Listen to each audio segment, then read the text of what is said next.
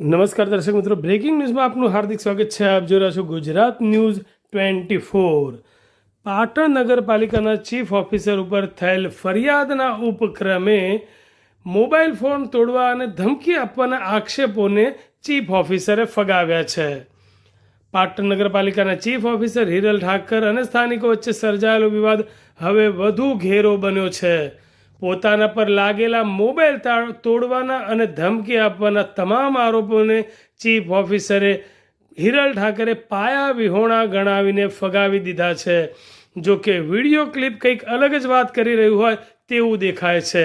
તેમણે સમગ્ર મામલે સ્પષ્ટ કરતા જણાવ્યું છે કે પોલીસ સ્ટેશનમાં કોઈ FIR નોંધાઈ નથી, પરંતુ માત્ર NC ફરિયાદ થઈ છે, જે આગળની પ્રક્રિયા માટે કોર્ટની મંજૂરીને આધીન હોય છે.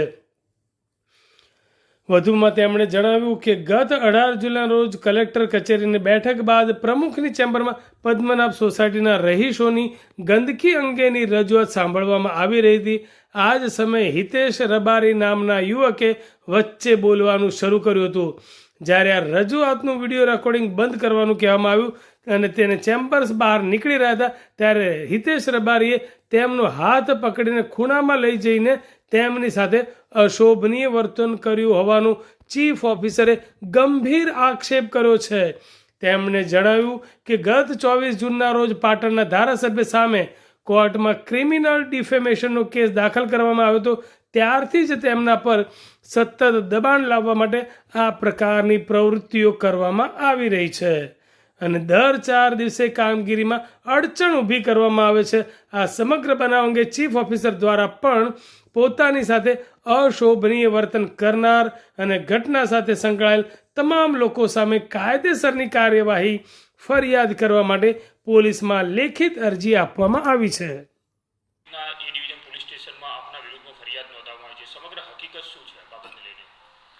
પહેલી વાત તો એ ડિવિઝન પોલીસ સ્ટેશનમાં કોઈ ફરિયાદ નથી નોંધાઈ. તમારે ફરિયાદ અને NC વચ્ચેનો ભેદ સમજી લેવો પડે.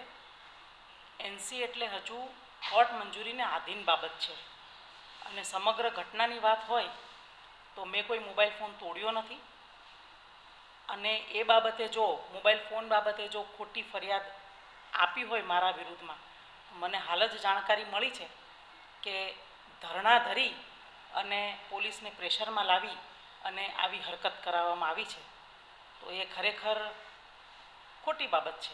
18 તારીખે મેડમ શું સમગ્ર ઘટના શું બની હતી આ બાબતને લઈને?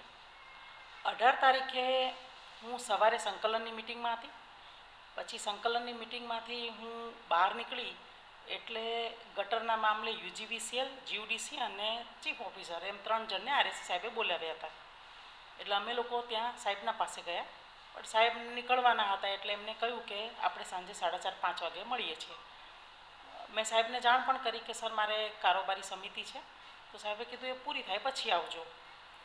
અને મારે જમવાનું બાકી હતું એટલે જમી અને પછી હું નગરપાલિકાએ આવી તો મારી ચેમ્બરમાં હું બેઠી હતી ને મધુબેન સેનમાં પણ મારી રાહ જોતા બેઠા હતા, એટલે એમને હું મારી ચેમ્બરમાં મધુબેનને લઈને આવી. તો મારી પાછળ જ હિતેશ રબારી, જે કેમરભાઈ રબારી અને નગરપાલિકાના નગરસેવિકા આશાબેન રબારીનો દીકરો છે, એ પાછળ આવ્યો અને આવી અને બેસી ગયો. એટલે મેં એને કહ્યું કે ભાઈ આજે મારે ઘણું કામ છે, કારોબારી સમિતિ પણ છે, તો પછી કંઈ કામ અગત્યનું ના હોય તો પછી આવો તો સારું. એટલે મારી ચેમ્બરમાંથી બહાર નીકળી ગયા અને ત્યાર પછી તરત જ મારે પ્રમુખ સાહેબના પાસે જવાનું થયું, કારણ કે સંકલનની મિટિંગ દરમિયાન એમના ઘણા બધા ફોન આવેલા હતા. એટલે હું પ્રમુખ સાહેબની ચેમ્બરમાં ગઈ ત્યારે પારેવા હિલ્સથી કેટલાક લોકો ગંદકી અને એ બાબતની ફરિયાદ લઈને આવ્યા હતા. તો એ બધી હું બાબત સાંભળતી હતી. એ દરમિયાનમાં આ હિતેશ રબારી પ્રમુખની ચેમ્બરમાં પણ આવી ગયો અને ત્યાં આ બધું રજૂઆત લોકોની ચાલતી હતી અને હું એનું કોર્ડિનેશન કરતી હતી અમારી નગરપાલિકાના વિવિધ સ્ટાફ અને એજન્સી સાથે. એટલે એને વચ્ચે બોલવાનું ચાલુ કર્યું કે આ GUDC-વાળા જેટિંગ નથી મારી આપતા. અને હું એનો જવાબ આપતી હતી ત્યાં જ મેં જોયું કે એની પાછળ કોઈ ફોનથી રેકોર્ડિંગ કરે છે. એટલે મેં પહેલાં તો રેકોર્ડિંગ બંધ કરવાનું કીધું અને આ બાબત મારો પીછો કરવો, રેકોર્ડિંગ કરવું, મારી ચેમ્બરમાં ઘૂસી આવવું, મારી ચેમ્બરમાં આવી અને રેકોર્ડિંગ કરવું, આ બધી હરકતો તેમની લગભગ 24 જૂનથી ચાલતી આવે છે. 24 જૂને મેં પાટણના ધારાસભ્યશ્રીના સામે કોર્ટની અંદર ક્રિમિનલ ડિફેમેશન દાખલ કરી. ત્યારથી મને પ્રેશરમાં લાવવાના ભાગરૂપે આ બધી હરકતો થતી હતી એ મેં નોટિસ કર્યું.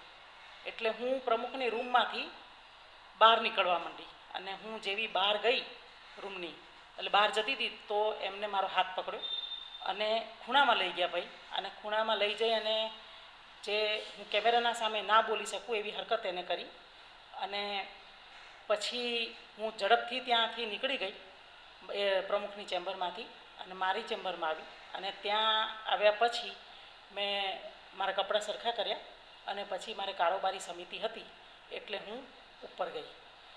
મોબાઈલ ફોડી નાખ્યું એવું પણ ફરિયાદમાં ઉલ્લેખ છે કે આપણે ધમકી આપી એવો પણ ઉલ્લેખ છે. મોબાઈલ તોડ્યો પણ નથી અને કોઈ પ્રકારની ધમકી મેં આપી નથી. એ મોબાઈલ તોડવાની વાત એ લોકોએ ઉપજાવી કાઢેલ છે, કારણ કે હું 18મી તારીખે આ બનાવ બન્યો અને હું ત્યાંથી નીકળી ગઈ. આ જે ઘટના બની એ બાબતે કોઈ ફરિયાદ નોંધાઈ છે? હા, મેં પણ ફરિયાદ આપી છે. કોની સામે આપી છે? મેં ફરિયાદમાં જેટલા લોકો આ બનાવની સાથે સંકળાયેલા છે તમામ લોકોની સામે આપી છે. આપ કેમેરામાં તો બેન દોડતા જાઓ છો, હાથમાંથી કંઈક મોબાઈલ છૂટાવતા એવું દ્રશ્ય દેખાઈ રહ્યા છે. સંભવિત શું છે સર? મોબાઈલ ફોન તો મેં લીધો જ નથી. હું ઝડપથી નીકળું છું એ વાત સાચી છે. ત્યાંથી હું નીકળી જવા માંગતી હતી રૂમમાંથી, કારણ કે મને ખબર જ હતી કે આ લોકો આ પ્રકારનું કંઈ હરકત કરવા જઈ રહ્યા છે. 11મી તારીખે રજા હતી ત્યારે પણ એને આવીને બખેડો ઊભો કર્યો હતો, પણ એ બાબતના મારી પાસે કોઈ પુરાવા હતા નહીં. પછી 14મી તારીખે પણ બખેડો ઊભો કર્યો હતો દીપકભાઈ આવીને, એ બાબતના પણ મારી પાસે એવા પુરાવા હતા નહીં કે જેના આધારે હું પણ આ 18મી તારીખે આ કર્યું. એટલે પછી મને ખ્યાલ આવી ગયો કે આ દર 4 દિવસે આ લોકો કંઈ ને કંઈ આવી હરકતો કર્યા કરે છે. પોલીસે ફરિયાદ ક્યાં ખોટી નોંધી છે તો પછી આ બાબતને લઈને? અત્યારે આ ફરિયાદ નથી, આપ સમજો. ફરિયાદ અને એનસી વચ્ચે ફરક છે. હા, એટલે એમાં તો આ હવે આ શું છે, મેટર સબ જ્યુડિસ છે.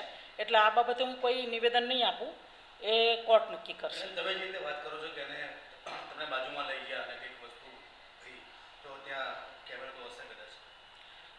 પ્રમુખશ્રીની રૂમમાં કેમેરો છે, પણ પ્રમુખશ્રી અહીંયા જેવો ચાર્જ લીધો એ સમયે જ એમને એ કેમેરો કઢાવી નાખ્યો હતો. એટલે એનું રેકોર્ડિંગ ત્યાં 19/5 પછીથી નથી થતું.